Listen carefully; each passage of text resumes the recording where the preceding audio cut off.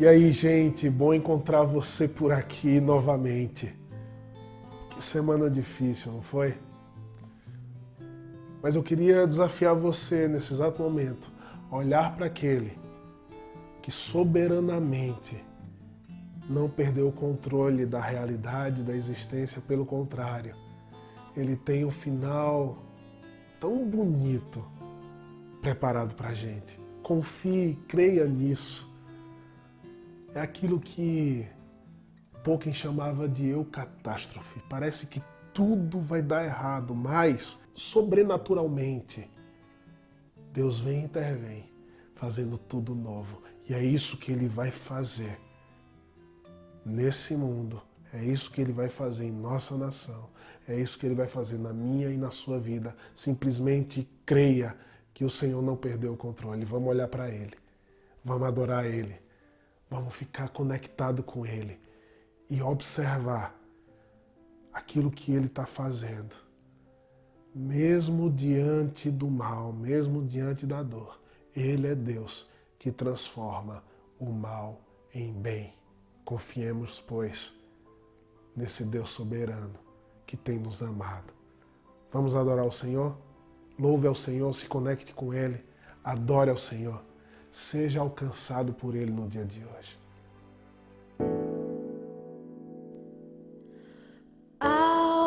Algemado por um peso, oh, quão triste eu andei, de sentir a mão de Cristo. Não sou mais como eu era, eu sei. Tocou-me, Jesus tocou-me. De paz Ele encheu meu coração. Quando o Senhor Jesus me tocou, livrou-me da escuridão. Tocou-me, Jesus tocou-me. De paz Ele encheu meu coração. Quando o Senhor Jesus me tocou, livrou-me da escuridão.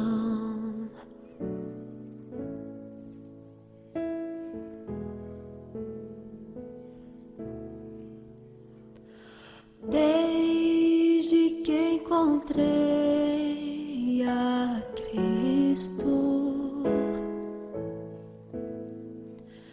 e senti teu terno amor,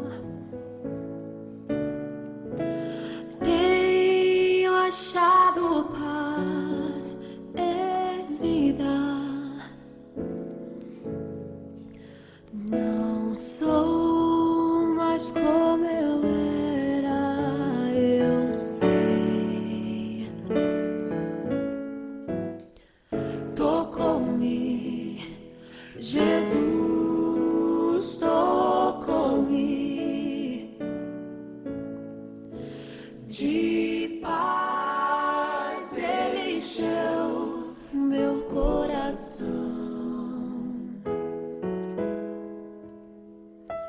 Quando o Senhor Jesus me tocou,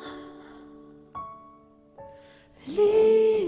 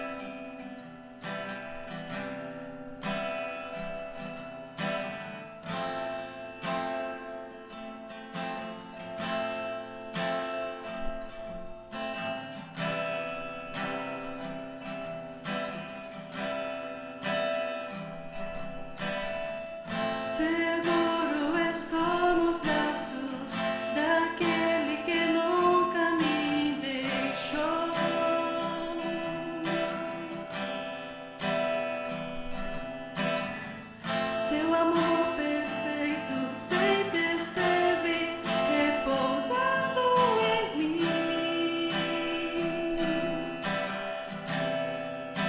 Se eu passar pelo vale, acharei conforto em teu amor, pois eu sei que és aquele que me guardas, me guardas. Em teus braços é o meu descanso. Em teus braços é o meu descanso. Em teus braços é o meu descanso. Em teus braços é o meu descanso. Seguro estou nos braços daquele que nunca me deixou.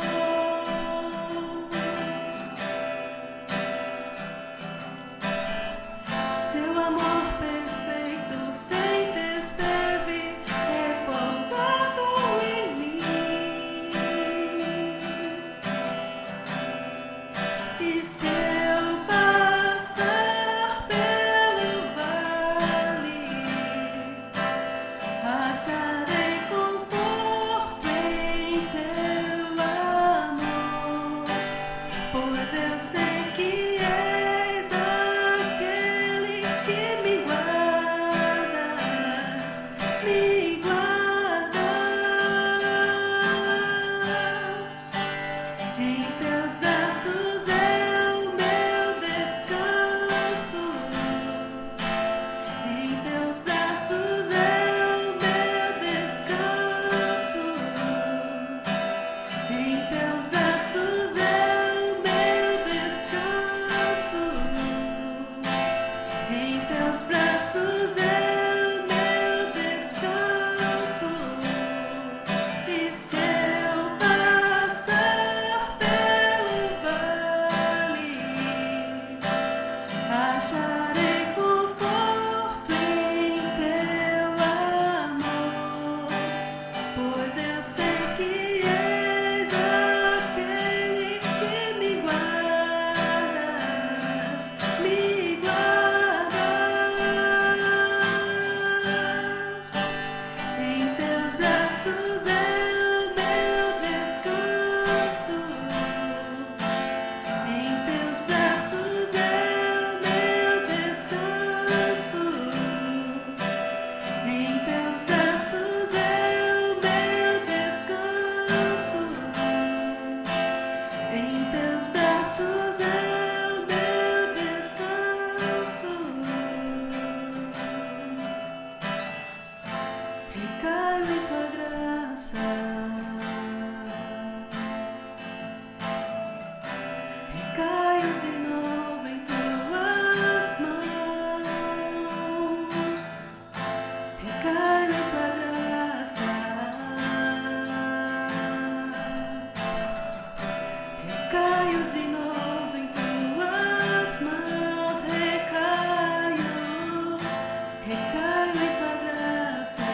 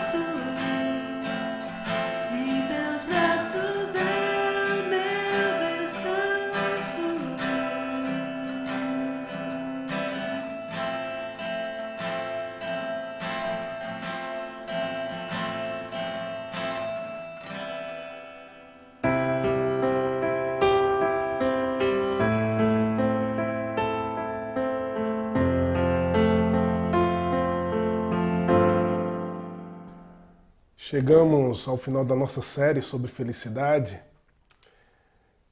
e é tão interessante perceber que dentro dessa caminhada que nós tivemos nos últimos 8 encontros, a gente acompanhou também o aumento da dor e do sofrimento que nós estamos enfrentando como famílias, como pessoas, no sentido pessoal, em termos sociais, como nação brasileira. De fato, tem sido um tempo extremamente delicado, extremamente difícil. E a gente chega ao final de uma série sobre felicidade, onde todo o discurso de Jesus no Sermão do Monte conduz de fato à percepção do que significa viver feliz em meio ao mundo de angústias, em meio ao mundo de dores, em meio ao mundo de sofrimento.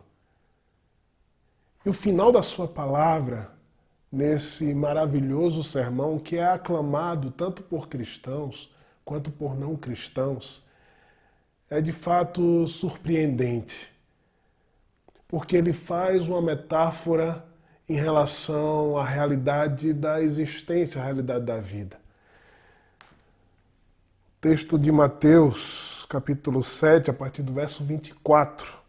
Jesus diz assim: todo aquele, pois, que ouve estas minhas palavras e as pratica, será comparado a um homem prudente que edificou a sua casa sobre a rocha. E caiu a chuva, transbordaram os rios, sopraram os ventos, e deram com ímpeto contra aquela casa que não caiu, porque fora edificada sobre a rocha. E todo aquele que ouve estas minhas palavras e não as pratica, será comparado a um homem insensato que edificou a sua casa sobre a areia. E caiu a chuva, transbordaram os rios, sopraram os ventos, e deram com ímpeto contra aquela casa, e ela desabou, sendo grande a sua ruína. Quando Jesus acabou de proferir estas palavras, estavam as multidões maravilhadas da sua doutrina, porque ele ensinava como quem tem autoridade, e não como os escribas. É muito interessante essa última colocação, porque as pessoas estavam acostumadas com ensinos ideológicos, filosóficos, religiosos naquela época. Existia muitos partidos políticos que queriam de alguma maneira fazer com que Israel se afastasse de toda a opressão romana, grego-romana, do Império Romano que havia dominado eles naquele momento. Havia muitos ensinos, havia muitas interpretações em relação à palavra de Deus e aquilo que ela fala com respeito ao povo de Deus, com respeito à religião, com respeito a essa caminhada de alegria e felicidade. Mas Mateus, esse discípulo de Jesus que escreveu esse evangelho magnífico, maravilhoso, faz questão de relatar que as pessoas percebiam quão diferente era o ensino de Jesus. Afinal de contas, elas estavam recebendo do Messias de Deus, o Cristo ungido, aquele que João diz que é Deus entre nós. Eles estavam recebendo diretamente do coração de Deus essa palavra magnífica. E Jesus, ele põe os nossos pés na realidade da vida, dizendo que nessa vida vocês irão passar por tempestades. Vocês irão encontrar dificuldades. E obviamente você sabe disso, que aqui a comparação, a metáfora em relação à nossa vida, a construção da nossa vida, a edificação da nossa vida diante do Senhor, diante do Evangelho, diante da Palavra de Deus. Ele não está falando de uma construção de uma casa, mas ele está falando da edificação da nossa história diante do Senhor. E as coisas, na realidade, elas podem ruir. Nós iremos passar por extremas dificuldades nessa existência. Saiba disso. Você que é cristão não está isento da dor. Você que é cristão não está isento das dificuldades de cunho financeiro, das dificuldades de cunho físico. Você não está isento de passar pela dor do luto. Só basta observar a vida de Jó. Jó perdeu tudo. Jó perdeu tudo numa temporada só. Ele perdeu tudo aquilo que de fato traz para o homem, traz para a pessoa motivação para a existência. Ele perde tudo. Ele perde as suas condições econômicas, ele perde os seus filhos. O que é que mais motiva a gente a levantar de manhã do que a criação dos nossos filhos, ou até mesmo o nosso bem-estar físico, financeiro? Jó perde tudo, mas ele não perdeu uma coisa. Ele não perdeu a sua fé. De Jó essas palavras magníficas. Deus deu, Deus tomou. Bendito seja o nome do Senhor. A gente vai passar por dificuldades, mas saiba que Deus, juntamente comigo e com você, nesse exato momento, se compadece e chora as dores da humanidade. Tanto é que o Evangelho é justamente Deus dizendo para mim e para você que Ele sabe exatamente o que nós enfrentamos e sentimos. Por quê? Porque Ele se fez carne, passou pelos mesmos dilemas, sofrimentos, traições e morte que nós passamos. Mas o Evangelho não termina aí. O Evangelho vai dizer para mim e para você que Ele ressuscitou e Ele nos dá viva e real esperança. Porém, faz parte da vida a tempestade. A tempestade vem. E nós estamos no meio dessa tempestade. Nós estamos vivendo um turbilhão de coisas ao mesmo tempo. E nesse momento as coisas ruem. Alguns alicerces que porventura não eram tão seguros assim, eles quebram. Nós podemos quebrar juntos. Eu lembro de uma palavra de um pastor, teólogo, filósofo, chamado Jonas Madureira, que ele faz uma crítica à resiliência. Porque a resiliência, é um termo que eu já usei tanto também, ela vem da área da engenharia, da construção, para ser aplicada à vida humana. E a resiliência é feita assim para que prédios, diante de abalos, eles não ruam nem desabem, eles voltem para o seu lugar. Porém, na vida, a gente se abala. A gente pode citar aqui a vida de Jó. Jó foi para diante de Deus e amaldiçoou a seu dia de nascimento. Ele diz: maldito o dia que se gritou, nasceu um menino. Porque ele estava com tanta dor. A Bíblia não condena a nossa expressão da alma em momentos de dor. A Bíblia não condena a nossa expressão da alma em momentos de extrema dificuldade, diante do caos que porventura chegou na nossa vida. A Bíblia não condena isso. A Bíblia não condena o lamento, pelo contrário, ela estimula. Tem um livro chamado Livro de Lamentações. Lá em Israel tem o muro das lamentações.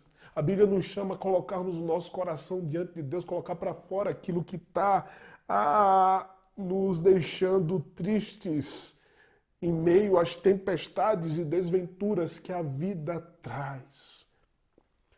O texto de Salmos 42 fala de uma terra desolada, de uma terra que perdeu tudo aquilo que ela reunia de bom para prover para os seus cidadãos. Fala de quando Israel foi levado cativeiro para a Babilônia. E esse salmista está lamentando. E ele está dizendo, como suspira a costa pelas correntes das águas, assim por ti, ó Deus, suspira a minha alma. Ele está dizendo, eu quero ter mais da tua presença, Senhor. Eu quero sentir mais da tua presença aqui comigo. Eu tenho sede do Senhor. A minha alma tem sede de Deus, do Deus vivo. Até quando irei e me verei perante a face de Deus? As minhas lágrimas têm sido meu alimento dia e noite, enquanto me dizem continuamente, o teu Deus onde está?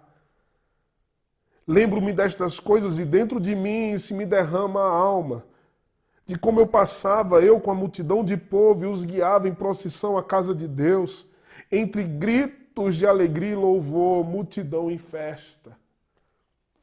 Não tinha mais a companhia dos outros, não tinha mais a multidão reunida, com um propósito único. Ele tinha falta disso e ele lamentava. Ele estava no dia de lamento. Imagina você passando por sérias dificuldades e você é fiel a Deus. Você é fiel a Deus, mas está passando por sérias dificuldades. E as pessoas ainda perguntam, cadê o Deus dele? Cadê o Deus dele? Cadê o Deus dele que não está agindo ou não está vendo a situação que ele está vivendo? Nós passamos por situações assim, situações de humilhação diante das pessoas. O crente passa por humilhação. A gente pode sim, num momento de crise, se colocar diante de Deus e derramar as nossas lágrimas. A Bíblia nos convida a isso. Mas o texto continua e diz, porque estás abatido, ó minha alma, porque te perturbas dentro de mim. Espere em Deus, pois ainda o louvarei. A Ele meu auxílio e Deus meu. É sobre essa fé inabalável. Mesmo quando nós rompemos em lágrimas. É esse paradoxo, essa existência paradoxal que nos envolve.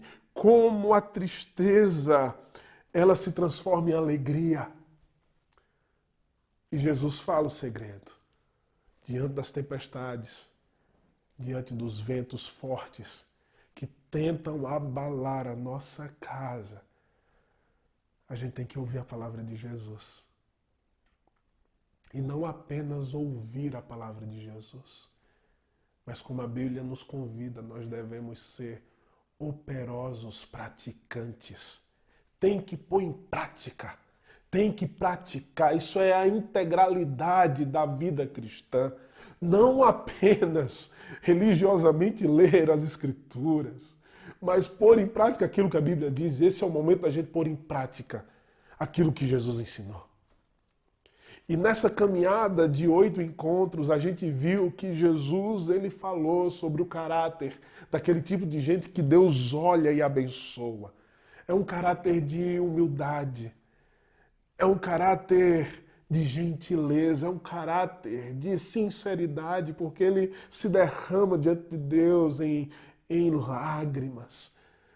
É um caráter de misericórdia, de compaixão, é um caráter de justiça. Ele quer que a justiça seja feita ao seu redor. É um caráter de pureza de alma. É um caráter de pacificação. É um coração de profeta. E é alguém que, por causa do seu caráter, ele vai sofrer perseguição. Essa pessoa é feliz. Essa pessoa que vive, que tem caráter. E caráter, gente, lembra disso, é diferente de reputação. Reputação é aquilo que as pessoas falam de você. Caráter é aquilo que você é de fato. Caráter é aquilo que você é diante de Deus. Ouvintes e praticantes, esses têm um caráter diferenciado. E o que acontece? Eles se tornam sal da terra e luz do mundo. Eles brilham a glória de Deus. As obras que eles praticam são obras que manifestam a bondade, a justiça, a beleza, a criatividade que existe no Deus Criador de todas as coisas.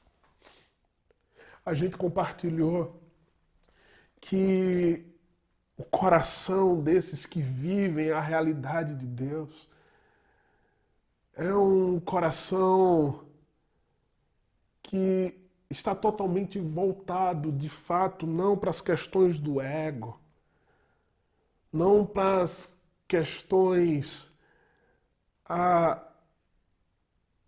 egocêntricas da alma.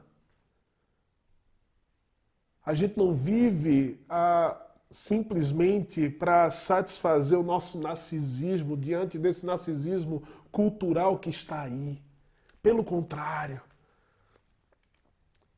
a gente vive diante do Senhor. E aquilo que a gente faz é diante do Pai.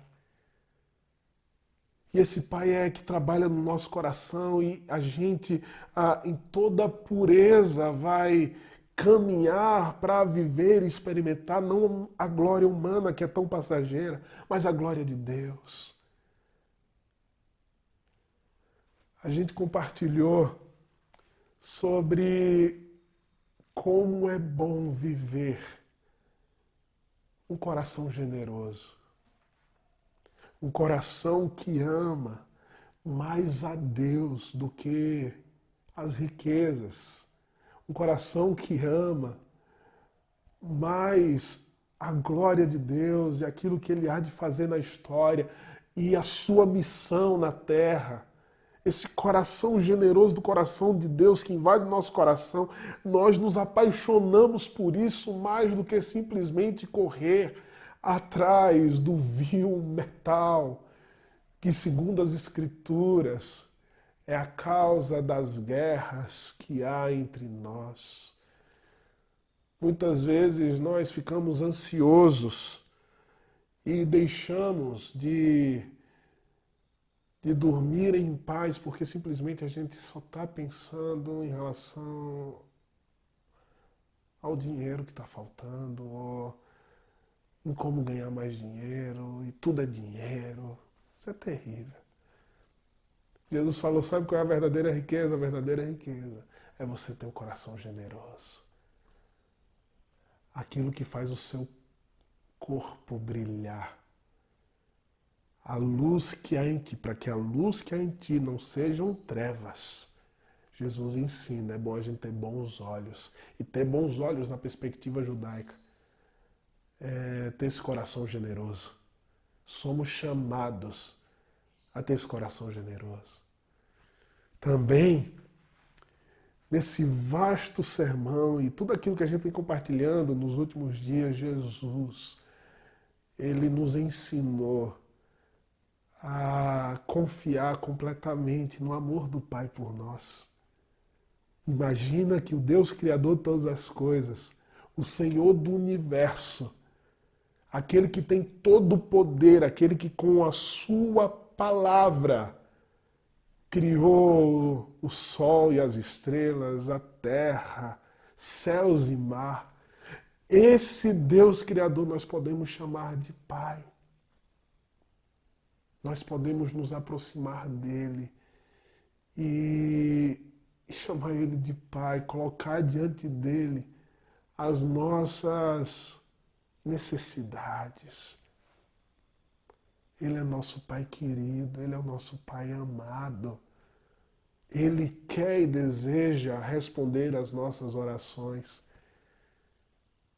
Pode um pai Porventura, se o seu filho pedir um pão, lhe dá uma pedra, ou se pedir um peixe, lhe dá uma cobra. Se vós que sois maus sabeis dar boas dádivas aos vossos filhos, quanto mais o vosso Pai que está nos céus. A gente compartilhou sobre não dar ouvidos a falsos profetas, não dar ouvidos a falsas ideologias, a falsas religiões que nos conduz a caminhos de morte, que acaba por nos destruir. A gente conhece isso pelos frutos. Basta ver os frutos na história da humanidade de toda perspectiva que se negou a viver a realidade do Deus único e verdadeiro, a perspectiva cristã, a perspectiva de Cristo Jesus, a palavra de Deus. Todos esses ensinamentos e tantos outros que estão aí no Sermão do Monte, que dá para a gente compartilhar um ano inteiro, tanta coisa. É um desafio a uma reflexão profunda, mas não apenas a uma reflexão profunda, mas uma prática diligente. Eu gosto dessa perspectiva que mostra que um cristão maduro não é necessariamente aquele que sabe tudo sobre as Escrituras, sobre as doutrinas, sobre a história da igreja, enfim, sabe tudo sobre a religião. Isso não é um cristão maduro. Se nós colocássemos um gráfico, essa parte de conhecimento estaria bem acima e a parte da prática estaria bem abaixo. Esse é um cristão que sabe como viver, mas quando vem a tempestade, ele não põe em prática, ele não tem solidez, ele não tem profundidade. Grande vai ser a ruína. Aliás, já é uma vida arruinada. E são tantas pessoas, tantos pastores, que a gente já conheceu, tanta gente que imbuída na teologia que a gente já conheceu, que tem uma vida espiritual minúscula, que não tem profundidade nenhuma no conhecimento do Senhor, não conhece Deus. Conhece sobre Deus, mas não conhece Deus. Tantos ateus que conhecem a teologia cristã, estudam até a filosofia em Agostinho, mas não conhece Deus. Nunca experimentou da vida de Deus, não pôs em prática todo esse ensinamento de Jesus. Está muito distante. A ruína será grande. Porém, o que seria um cristão maduro? Um cristão maduro é alguém que, à medida que conhece, se colocássemos num gráfico, estaria equiparado. À medida que conhece, ele pratica. E não apenas ele conhece e pratica, mas ele compartilha essa palavra com outros, porque é o nosso chamado, e é a palavra de Jesus, e é o mandamento do Senhor, para a gente compartilhar e ensinar a todas as nações esse evangelho. Esse tipo de cristão, com esse coração de Jesus, com esse coração compadecido, ele suporta o dia mau. Ele suporta a tempestade, ele suporta a crise, ele suporta as pressões da vida. E como não lembrar, então, do apóstolo Paulo? O apóstolo Paulo é um desses heróis da fé que, diante de extremas dificuldades, diante de prisões, diante de açoites, diante de literalmente tempestades, naufrágios, apedrejamento, diante de tudo isso, ele permaneceu firme e inabalável. Ele não pestanejou na sua fé, pelo contrário, se tornou esse modelo cultural que toca todas as nações. Quantas são as cidades que têm o nome de Paulo? Quantas são as pessoas que carregam esse nome pesado?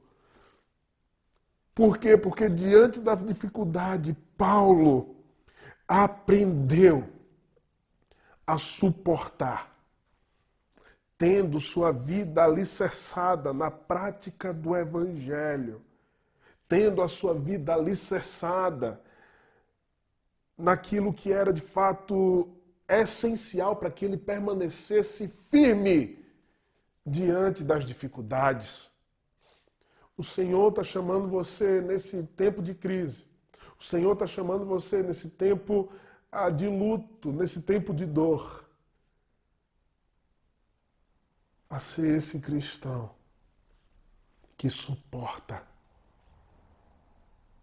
porque viu no ensinamento de Jesus uma fonte inesgotável de alegria e esperança, mesmo em meio a dificuldades.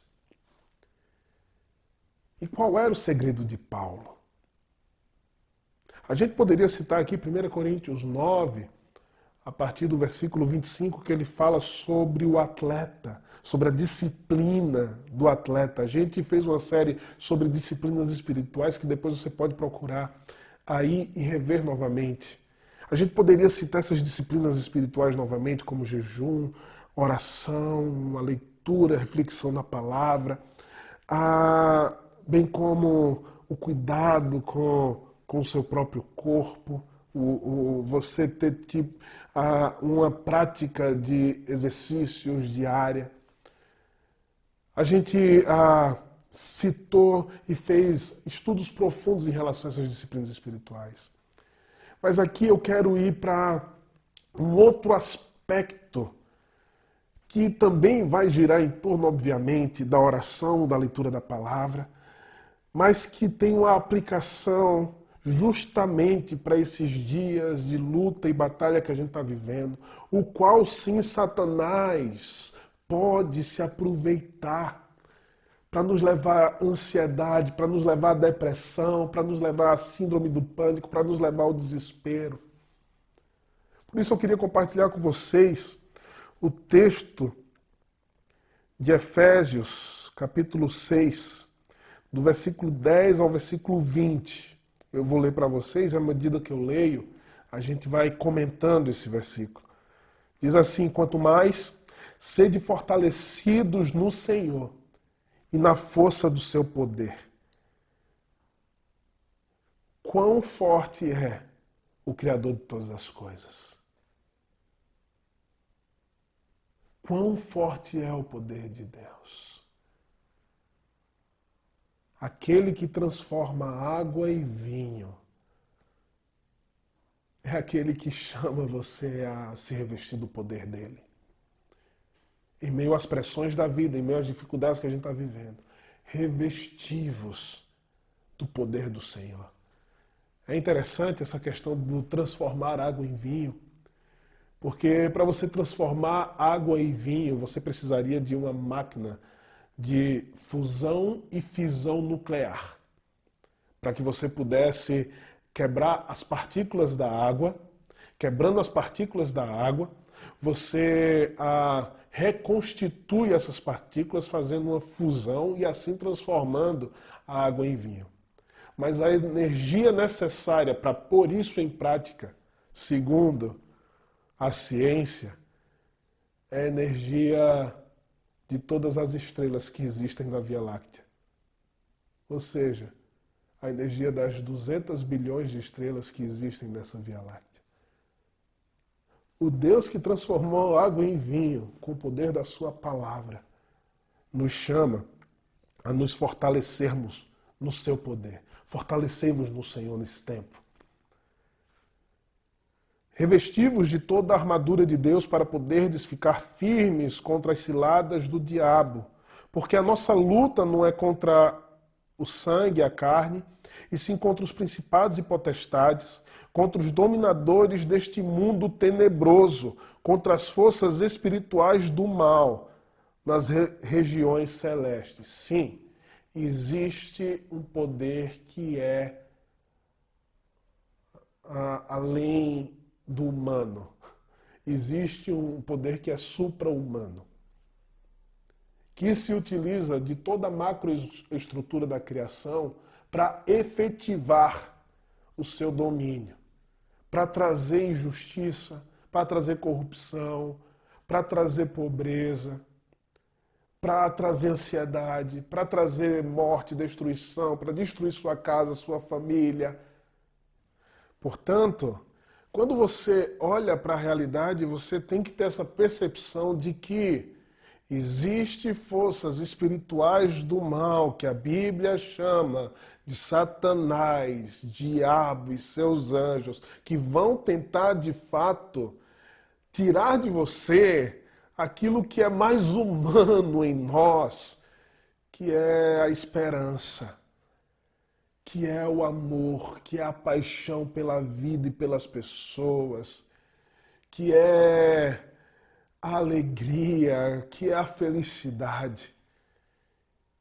E sim, Satanás vai se utilizar de uma estrutura política, vai se utilizar de uma estrutura acadêmica, vai se utilizar de uma estrutura religiosa, enfim, de tantas e tantas coisas que nós efetivamente precisamos, mas que efetivamente não podem ser de fato os alicerces onde nós colocamos a nossa alegria e esperança.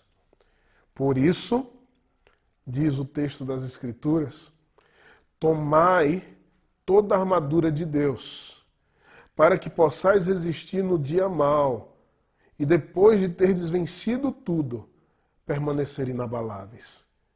Aqui Paulo tem em mente tanto o soldado romano, mas principalmente a sua teologia consistente que sabia, mediante os escritos dos profetas, o profeta Isaías, que Deus é esse forte guerreiro que toma a sua armadura e guerreia pelo seu povo. Ele está dizendo assim para mim e para você, faça parte desse exército. Faça parte daqueles que lutam pela realidade do reino de Deus. Porque todo aquele que luta pela realidade do reino de Deus vai ter que encarar o dia mau, o dia difícil. Essa batalha que está assim reservada para nós. E como nós podemos vencer e permanecer inabalável? Tomando a armadura de Deus, se revestindo da armadura de Deus. Qual é essa armadura? Estais, pois, firmes, cingindo-vos com a verdade e vestindo-vos da couraça da justiça. Calçai os pés com a preparação do evangelho da paz, embraçando sempre o escudo da fé, com o qual podereis apagar todos os dardos inflamados do maligno. Tomai também o capacete da salvação e a espada do Espírito, que é a palavra de Deus, com toda oração e súplica, orando em todo o tempo no Espírito, e para isso vigiando com toda perseverança e súplica por todos os santos e também por mim, para que me seja dada no abrir da minha boca a palavra para com intrepidez fazer conhecido o mistério do Evangelho, pelo qual sou embaixador em cadeias, para que em Cristo eu seja ousado para falar, como me cumpre fazê-lo. Palavra extraordinária, que sintetiza muito bem como nós devemos passar pelas tempestades, como Jesus falou, a fim de vencermos e a nossa casa permanecer de pé. Aqui a armadura de Deus, sintetizando o ensinamento de Paulo. Em primeiro lugar, ele vai mostrar que é necessário a gente se revestir do Evangelho. A armadura de Deus é o Evangelho. O se revestir da verdade, o tomar a couraça da justiça, o calçar os pés com a preparação do Evangelho, embraçar o escudo da fé, tomar o capacete da salvação e a espada do Espírito, que é a palavra de Deus. Nós podemos sim aqui sintetizar em dois princípios. Primeiro, ao conhecer o Evangelho de maneira profunda, você sabe o significado do evento de Cristo Jesus na história para a humanidade, para a minha e para a sua vida. Você sabe o quão poderoso é a cruz para a vida do cristão. A cruz, o evangelho, a vida de Cristo Jesus, a gente está enraizado nisso. Tem implicações cósmicas, espirituais, reais sobre a vida daquele que se apropriou pela fé desse evangelho, daquele que é cristão, daquele que foi batizado pelo Espírito Santo, ou seja, daquele que creu na pregação do evangelho. O evangelho é essa palavra que vai, de alguma maneira, preparar você para essa situação de batalha espiritual intensa, esse dia mau, esse dia onde Satanás vai querer roubar sua fé, vai querer roubar seu coração, vai querer roubar sua alegria. Abra o olho. Nós estamos sim em batalha espiritual.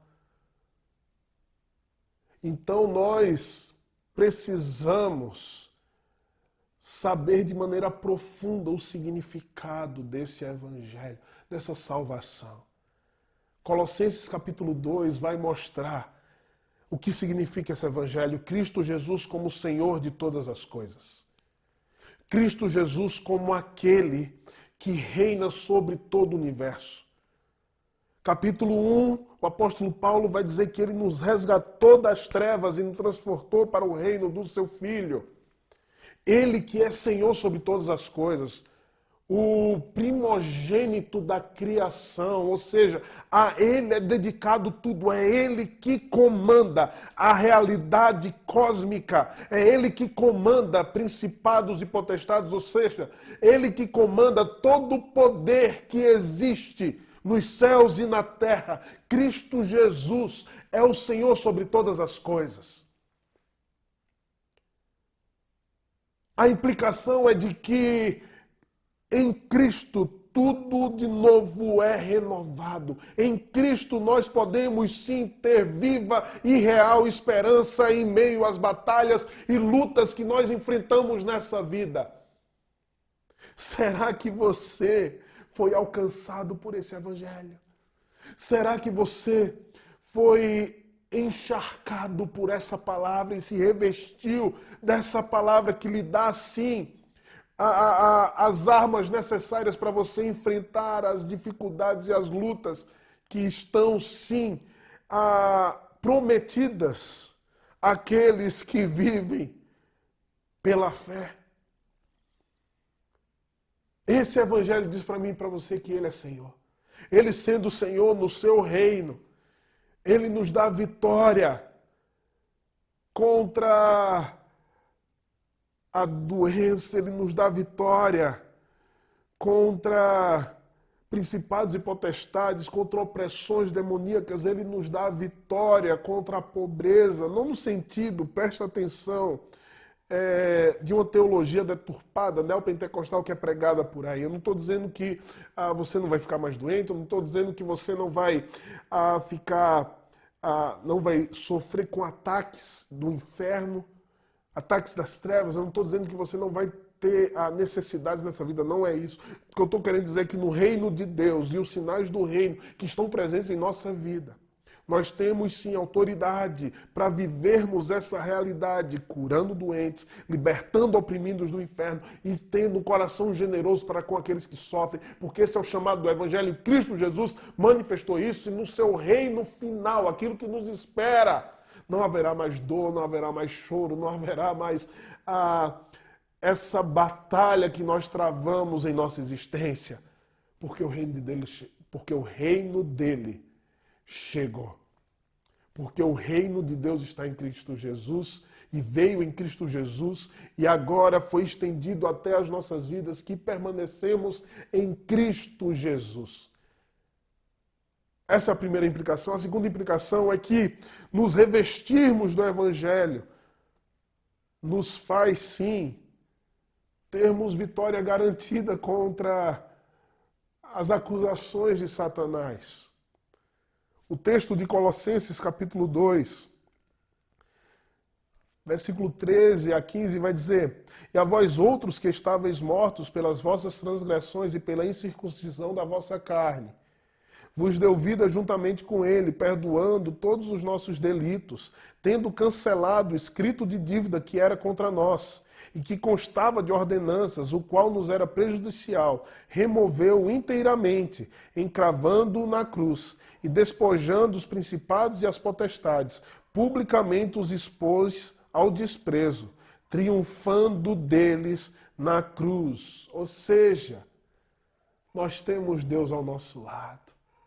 Esse é o Evangelho. O Senhor é por nós. Se Deus é por nós, quem será contra nós? Não há mais acusação diante de Deus contra os eleitos de Deus, contra aqueles que se apropriaram desse Evangelho, contra aqueles que Cristo Jesus comprou na cruz do Calvário. Não há mais armas capazes de nos afligirem. Não há mais armas capazes de nos machucarem. Por quê? Porque nós temos o Evangelho de Cristo Jesus. Porque Ele pagou o preço por nós. Porque Ele despojou tudo aquilo que era contra as nossas vidas, foi tirado na cruz do Calvário. Satanás não tem mais arma nenhuma que possa, de alguma maneira, ser colocada contra as nossas vidas, porque nós temos o Evangelho. Se revista do Evangelho. Se revista de Cristo Jesus. E comece a se encher de esperança. Aí vem esse segundo aspecto que eu quero que você abrace, que é a fé. A fé, ela anda de mãos dadas com o Evangelho, a gente se apropria, faz parte da minha vida. Não é maravilhoso saber que em Cristo Jesus nós temos vitória contra o pecado, contra as pressões do mundo, contra Satanás? Em Cristo Jesus nós vencemos as nossas batalhas. Se aproprie disso. Em Cristo Jesus você é mais do que vencedor. Se aproprie disso. Em Cristo Jesus você é declarado filho amado de Deus. Em Cristo Jesus todas as bênçãos celestiais são derramadas sobre a sua vida. Em Cristo Jesus você tem o selo do Espírito Santo sobre você. Se aproprie disso com confiança e fé. O sangue de Cristo Jesus foi derramado por amor a mim, por amor a você, por amor ao seu povo. E nós temos acesso à realidade de Deus e podemos sim viver isso pela fé. O Senhor, nesse momento, Ele age a partir de homens e mulheres que se colocam com fé diante dEle. Creia, se aproprie, viva a realidade do Evangelho na sua vida. E por fim, nós nos revestimos do poder de Deus, nós somos fortalecidos no Senhor por meio da oração. E o apóstolo Paulo fala sobre oração e súplica. E porque ele faz questão de utilizar isso, porque ele quer que a gente viva em abundante oração. Em todo tempo orando no Espírito. Ah, irmão, você quer, de fato, vencer batalhas nesses dias difíceis que nós estamos enfrentando? Quer vencer essa batalha espiritual? Ponha em prática as palavras de Jesus. Ponha em prática a aplicação das palavras de Jesus, como o apóstolo Paulo colocou de maneira sensacional, genial. Quer sair vitorioso em meio a esses dias maus? Se revista do Evangelho. Se aproprie com fé, creia que o Senhor está ao nosso lado.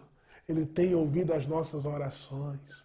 Em breve virá com poder para renovar todas as coisas. Essa é a esperança que nós carregamos em nosso coração. Eu chamo e desafio você à oração.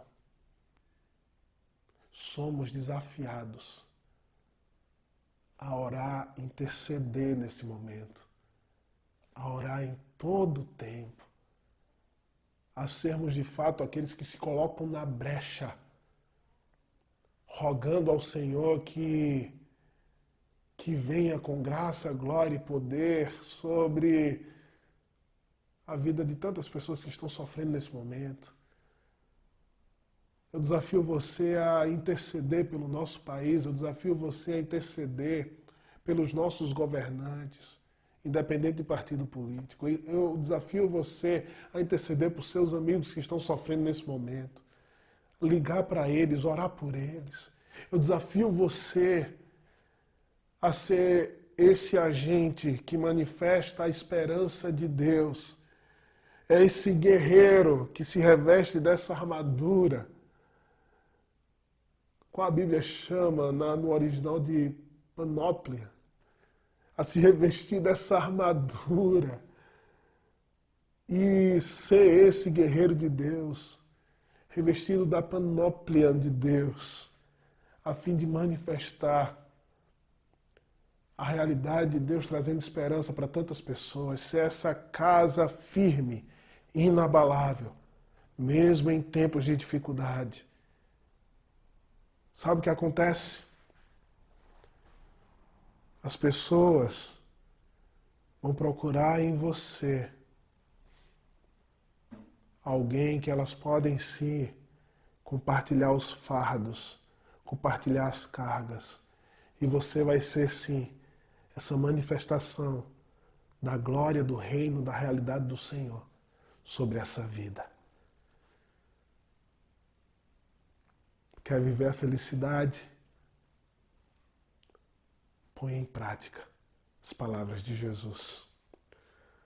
O texto do Sermão do Monte termina dizendo que Jesus, ele era louvado pela multidão, porque ele vivia aquilo que ele pregava. Ele tinha autoridade, porque aquilo que ele falava era vivo na vida dele. Vamos viver assim? Vamos viver a felicidade? Tá difícil.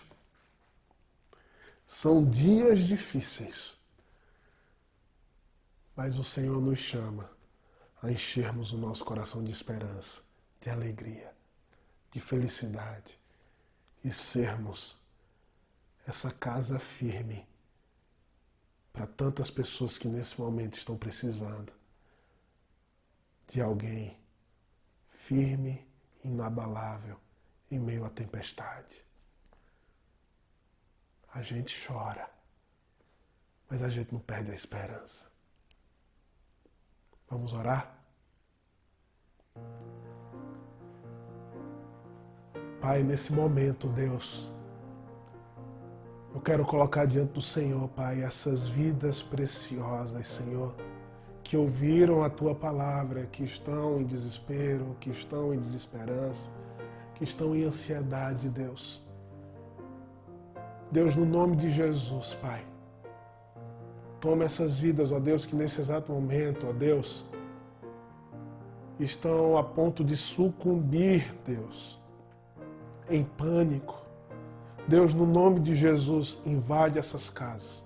Invade a casa, Deus, de cada família que nesse exato momento ouviu essa palavra, Deus, e deseja, Deus, se apropriar dessa verdade a fim de vencer o dia mal, de não sucumbir, de não desistir, de não, ó Deus, permitir que sua casa, ó Deus, sua família seja destruída por causa, Senhor, das dificuldades que apareceram. No nome de Jesus, invade, Senhor, essas famílias, invade essas casas, invade essas vidas. Deus, no nome de Jesus, alcança, Senhor, casais que nesse exato momento, ó Deus, estão em dificuldade por causa da crise. Deus, no nome de Jesus, abençoa e guarda, Senhor, essas famílias, Senhor, para a tua glória, Deus. Que haja paz, Senhor, no nome de Jesus.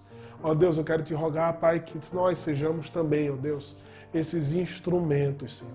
Instrumentos do Senhor, para abençoarmos tantas pessoas que estão sofrendo nesse momento.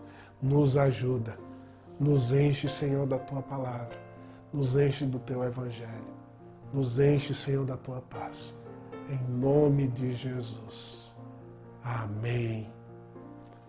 Que a graça do nosso Senhor Jesus, que o amor de Deus, nosso Pai, que a vida do Espírito Santo revista você do poder de Deus para enfrentar esse tempo de crise, sob a orientação, o domínio e a força que vem do Criador de todas as coisas. Em nome de Jesus.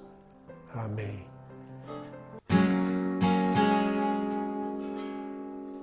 Eu olho para a cruz, para a cruz eu vou,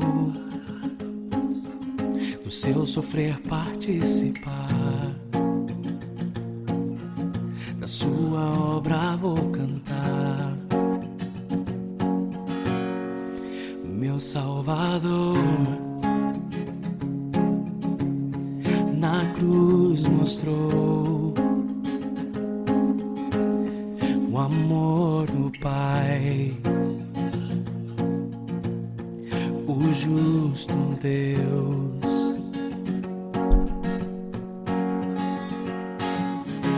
Pela cruz me chamou, gentilmente me atraiu e eu, sem palavras, me aproximo, quebrantado por seu amor.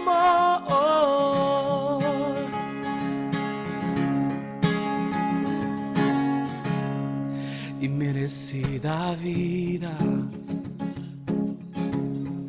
de graça recebi,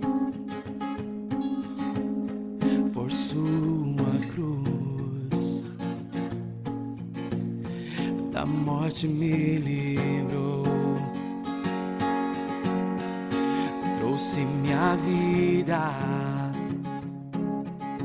Eu estava condenado, mas agora pela cruz eu fui reconciliado.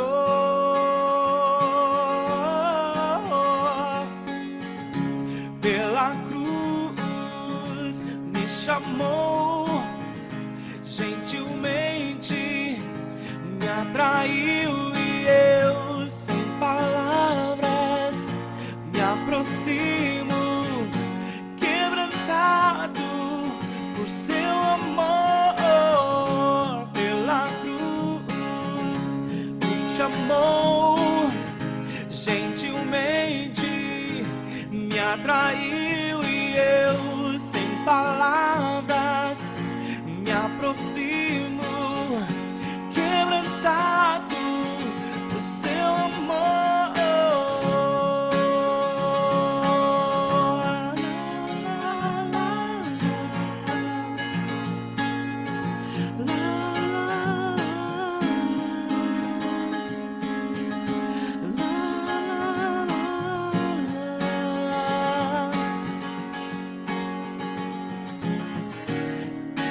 Impressionante